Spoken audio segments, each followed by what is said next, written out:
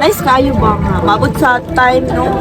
Definitely kasi yalaw ka niya ma-experience ni tanan. Sometimes you're thinking like this is your plan, but like ma-amaze la ka sometimes like no?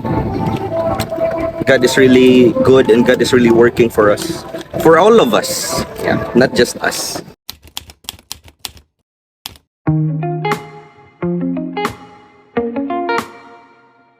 Ay, sige, mag-Q&A. Q&A ta. Sige. Kung sa'yo mong best experience dito sa Vietnam? Best experience? Best experience? Yeah? Mula sa best man siya everyday. I can't answer that question. Honestly speaking, there's no best. Ako, makaingon kong best experience na Probably. is ka ng every time. O diba, ikay nag-question, ikaw naman, unsa man kita ni? Question and answer or Diba naman kanina question and answer on your own? Sige, unsa man imong answer? For me, I think nothing is really the best. The best of something like, kuan lang, like, happy lang ka everyday. Inspired ka everyday. Or again. And siguro, murag highlights is kanang time na makalaag ka. Nakakaon ka sa tanang gusto. Makakaon ka sa akong tanang gusto nako, mga buffet. Siguro akong best experience ako na. Question ko ba na? Lahi sa akong question. Matubag na lang ko sa question. Sige. Akong best experience para na ako kaya ganang every time ikaw masatisfy ka sa example na kay mga gusto nga makaya na nimo, ma-afford nimo. Na mga butang gani nga feel nimo maabot nimo tungod sa Vietnam. Para na ko man siya ang consider na ko nga best experience yun. Okay, worst experience. Worst experience Ay, is... kamutan na. What's your worst experience? Ano rin mo ha? Question? Ikaw rin nag-construct, ako rin nag-relay. Sana all. Happy man ka. Sana all! Ako answer. Sa tinod lang, lagi mga Vietnamese na i-take advantage ka. Na yung mga Vietnamese na kasi pag siguro tanong ni mayo kay nga tao pero sa tawag na businessman magawas ka ilang pagka-business minded mas i-mind nila ang business kaysa sa imong feelings or ikaw nga sa human. Pero last day nga, this time Dami in good hands. verbal man din ko nga lagi mga disadvantages di sa Vietnam. Daghan kayo mura bisag asa man ka na disadvantages. Pero ako overall kay satisfy ra sa count sa my worst experience. Not acknowledging my efforts. For example, for sa employer, like you've done so much just to prove your worth, and then in the end of the day, they are not valuing of who you are. They're not Business kaya pati ko ilang ko they're not valuing your efforts as a worker. So far, so good naman. Di naman. pero this time I clear lang ako nga my employer is very kind and very warm. Both of us is something like that. Yes, pa may question. Give 3 disadvantages diri sa Vietnam. First is language barrier. Hindi ka siya ingon big deal sa city because most Vietnamese know how to speak in English. However, if you go to provinces, so it's actually the same in our country or other countries. Like in the city lives are more advantaged. Second one is safety if you're driving. Several people tend to drive motorbikes as well as me. Safety is one of the top priorities that we have to think of. Usa na tong kinabuhi, di ba? And the last is employers that might take advantage of you. Or those companies that won't value your efforts or won't value you as a human and as a worker. Just find the right employer. So far so good. So far I've experienced my experience here has always been so good. Like I've encountered several good things in here which I am very much thankful of. Not just for us, but I think both of us as well. 3 advantages. 3 advantages is first thing, you can really earn a lot of money here if you are just hardworking. If you choose to work. If you're very much dedicated, then you can easily earn money, and at the same time, if you have time, then you can travel also as well inside the country. Ikaduha is low cost of living. So you're earning a lot of money, but the cost of living is too cheap. Yes. Like imagine how much money can you save in a month? Murag siguro imong cost of living para na ako mga, di ba, nag-total makong-try ato mga 10% para sa salary, di ba? Sabot So mga duha, the third one, divide rami. Sorry to tell ha, pero sa Philippines manggod, murag ang imong ma-earn, imong mabilin is 10% sa imong salary. Sa Vietnam, ang imong ma-spend lang is mga 10% sa imong salary. Depende rin po sa living sa tao. and the last thing is the hospitality of the people. So if Filipinos are very much hospitable to other foreign nationalities, they are also like that as well. Na feeling imong plan kay manhilagdalan, pero ang plan ni Lord kay maka-experience kag mga rides. So, di ba? O diba, nag-realization namin. Ha. Yeah, so it's actually a nice thing to have time with my Bobby because Because we baby's keep always on working. working and working, and then we don't have time to relax and to experience this. And a lot of things happened good. Like Yeah, last year until early this year. naalang yung mga pagsubok sa life nga mo ang So this might be the rest. Yeah. Our rest with my rest. Our rest with my pahinga. Sa Philippines, mo pahinga. inani na gina mo kinabuhi mga beautiful Kabalo mo people. guys, no? Among life ni Dave sa Vietnam is very simple. Probably it might not look like nga inyong nakita, pero very simple gid kaayo mi dere living na was very simple, not that expensive. Like, you know what? Like We just live in a studio type house or apartment, and then we don't travel that much outside the country. yeah, we don't travel that much because at first like karon ra gyud ay nato ma-realize na ang atong hard-earned money is lisod jud ay siya ikasto. Basta ikaw na gid mag-earn. Yeah, basta ikaw na mag-earn, pero katong time nga dili pa kita ang nag-earn kay murag dali ra man kay gasto ang money. Tigo mo ra kakadali, and then magasto na tayo. Lately, we realized na happy man jud mi sa mo ang life. You know what? Last year, narami sa Ho Chi Minh yun, inside Ho Chi Minh.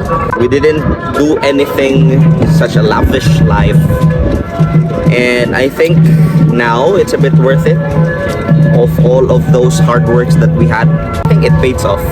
Rewarding ourselves sometimes is actually good. It gives us the motivation to do better in the next day. So nice to reflect when you are here having a cold weather, having a nice view, and it's actually sunset. You will realize a lot of things, ba? Maybe it's something like a unusual thing for us, but it's actually a nice thing to reflect now. We've been to several struggles. We've been to a lot of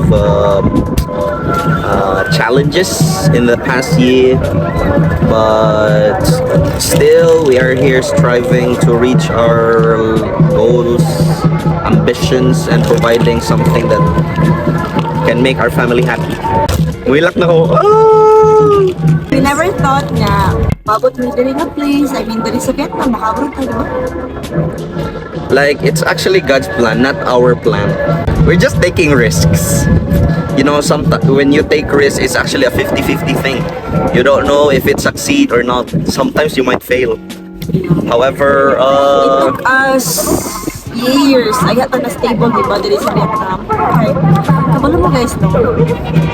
Dili magitanan nga i-share natin sa social media sa other people. like even us, like we just share what's good things in us, but Para you know, na to, dili pasabot nga good things na atong i-share. Pretender na tangaan. Basta good things para ma-influence ang kaban, di ba?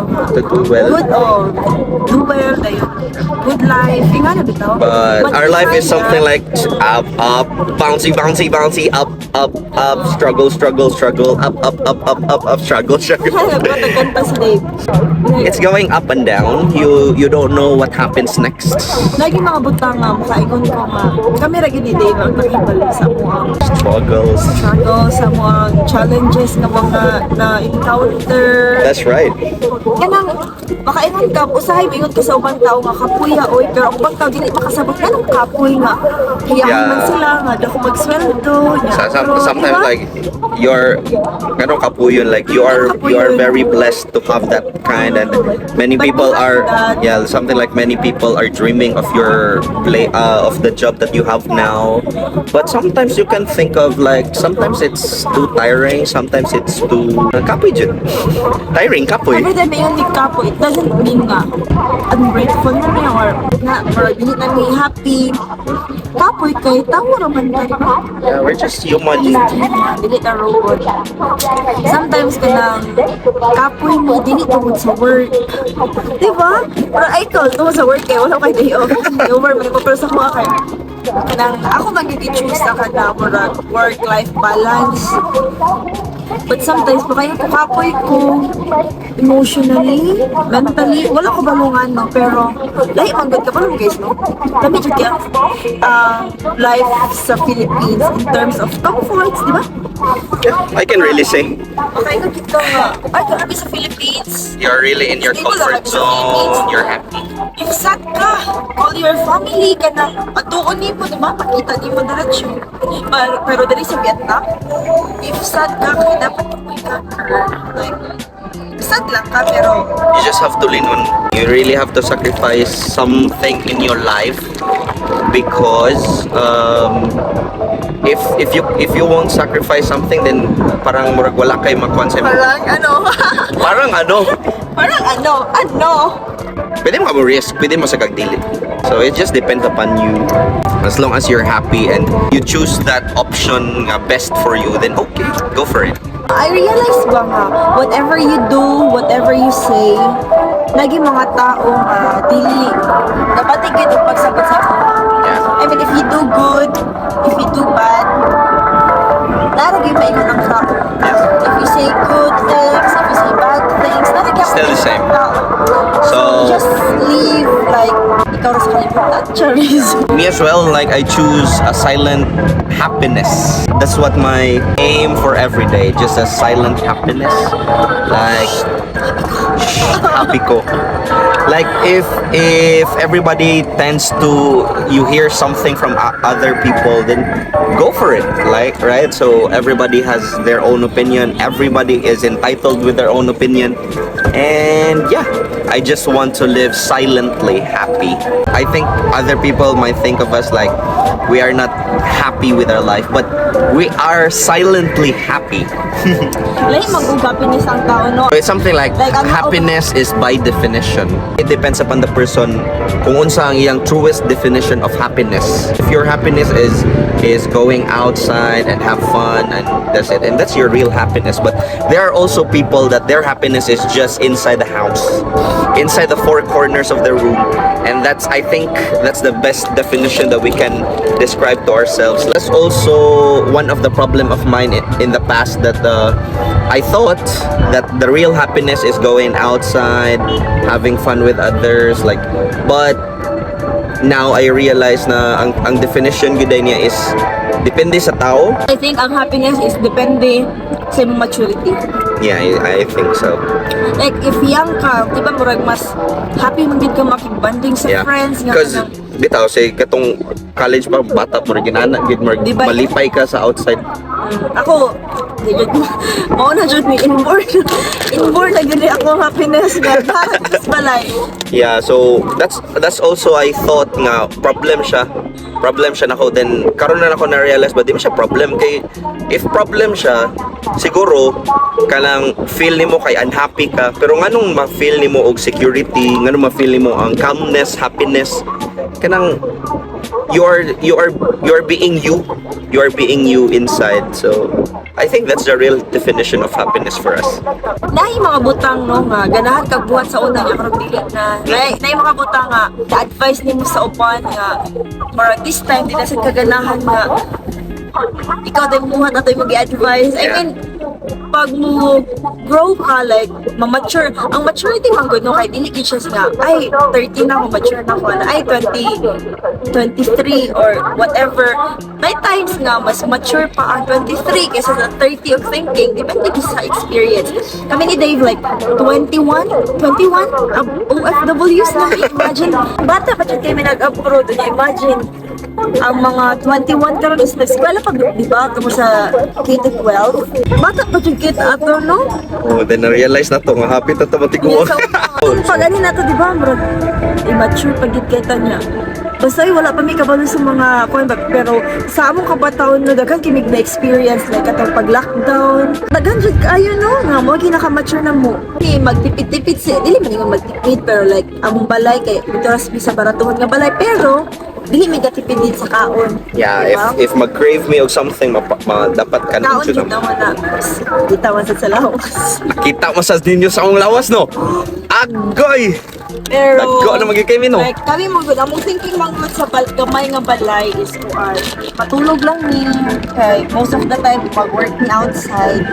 But siguro maabot man gid ang time nga kanang gusto sa mi nga di ba lately ni share ko ni mga babs gusto ko mo try og kanang live sa apartment di ba? Nga maka-afford man ni pero we choose not to kay kay priorities. Basin ako iguro ko may kaningon nga babs inanita bagit ka ni pag kuan na dayon kay ay ayaw na lang wala magud usahay magud kana wala ko'y concrete na decision ba murag may emotion lang sa usahay katungod na feel lang nako ni mo na din so that's all for today. Yeah, so I think we have to wrap this up ay nagtime na day nag-time na mi. Need na mi mo palik sa tungguanan Sige, sa sige, amo ang sige, swan. Okay, so See thank ya. you for listening and watching, guys. So I hope na amoy na Learn? Dapat ay learn learning. na ba learning so okay? Dapat Just ay learning comment sa below if na amoy na learn ha or wala okay o na may naman sa question yun. Dapat.